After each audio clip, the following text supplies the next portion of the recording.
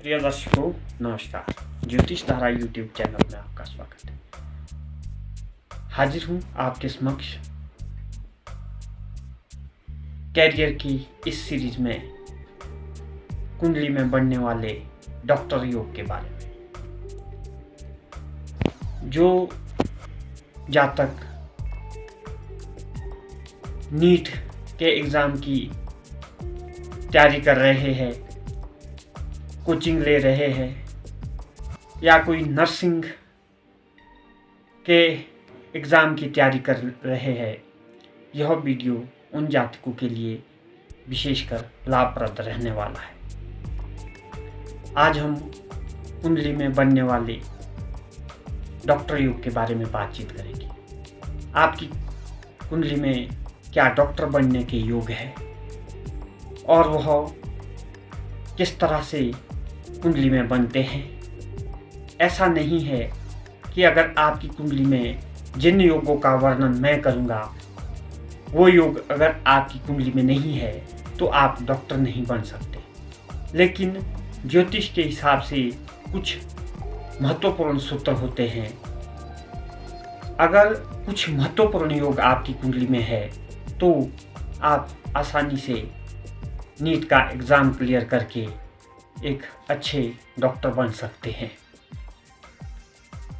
नहीं तो अगर आपकी कुंडली में ऐसे योग नहीं है फिर भी आप डॉक्टर बन सकते हैं, लेकिन थोड़ा सा संघर्ष ज़्यादा रहेगा। ऐसा नहीं है कि क्लासिकल बुकों में डॉक्टर बनने के योग लिखे हैं, लेकिन कुछ ग्रहों का और कुछ भाव का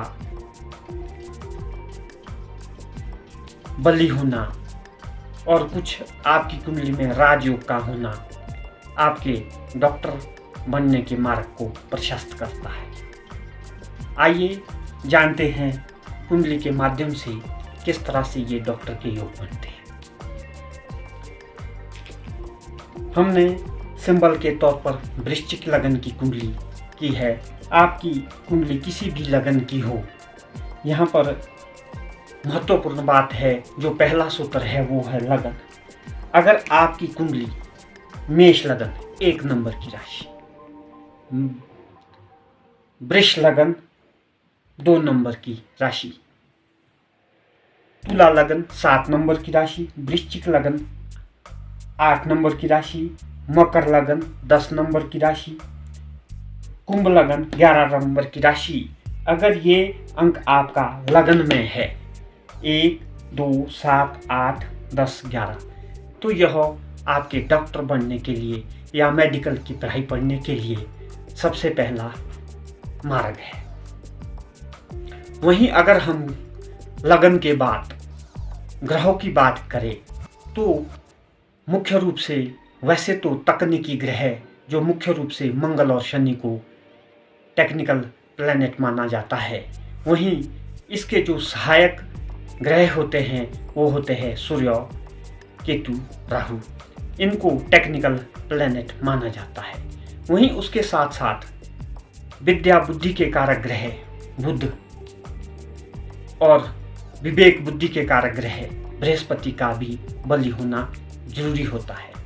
वहीं अगर हम तीसरी बात करें तो है चंद्रमा ग्रह, जो औषधि के कारक है, जो आपके मन मस्तिष्क के कारक है, उनका बलि होना भी जरूरी है।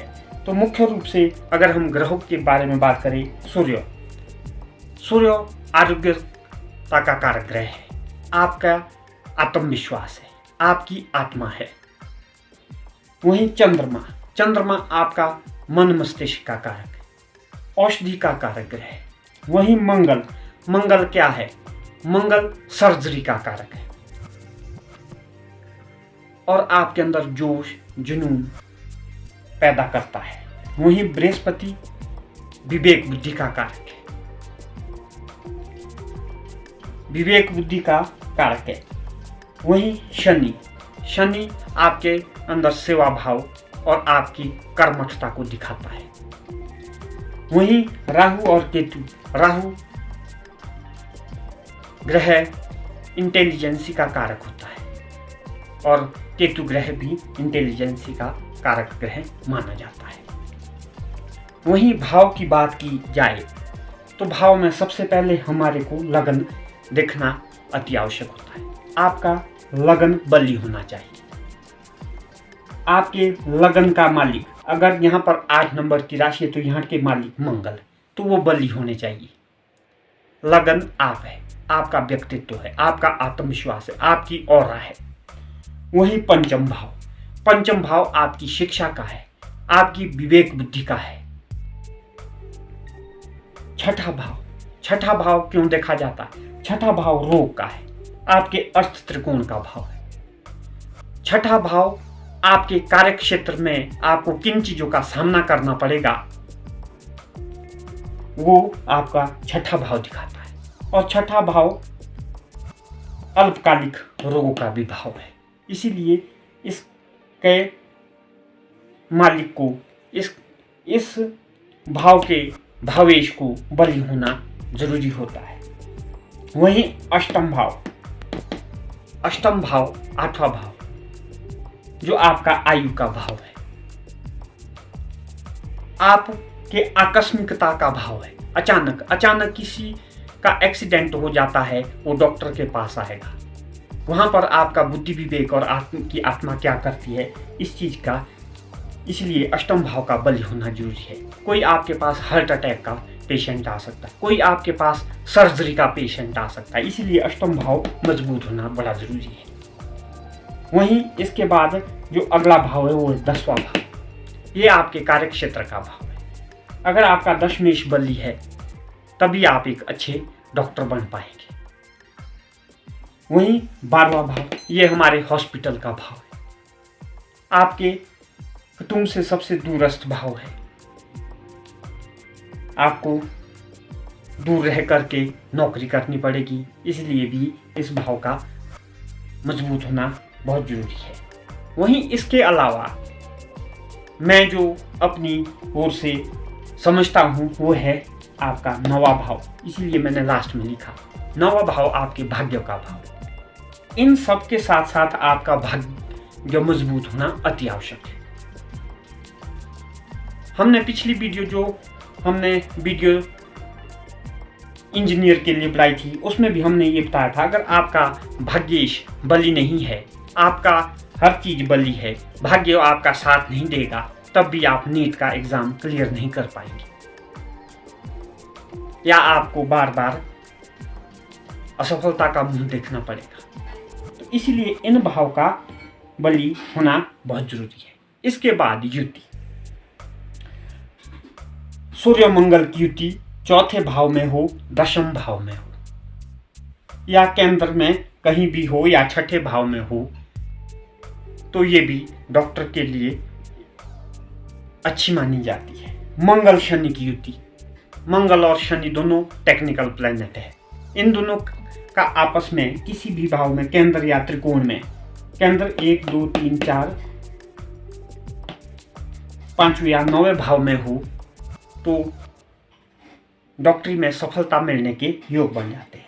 मंगल केतु की युति, क्योंकि मंगल एक अच्छा सर्जन माना जाता है, जिसका मंगल बल होता है वह अच्छा सर्जन होता है, इसीलिए मंगल केतु की युति अगर केंद्र में हो, त्रिकोण में हो, तब भी डॉक्टर बनने के चांस बढ़ जाते हैं। और बुध और शनि की युति, ये भी अगर कुंडली में हो तो डॉक्टर बनने के लिए अच्छा माना जाता है। वहीं अगर नक्षत्र की बात की जाए तो जो औषधि के कारक ग्रह है चंद्रमा, और जो औषधि के नक्षत्र है वो है अश्विनी नक्षत्र और शतभिखा नक्षत्र।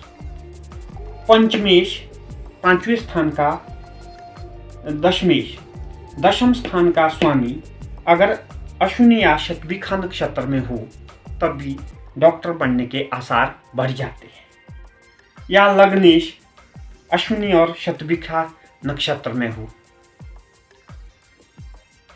चंद्रमा अश्विनी और शतभिखा नक्षत्र में छठे स्थान में हो, क्योंकि चंद्रमा छठे 8वें 12वें स्थान में मेडिकल की पढ़ाई के लिए अच्छा माना जाता है। वहीं अगर और सूत्र की बात की जाए,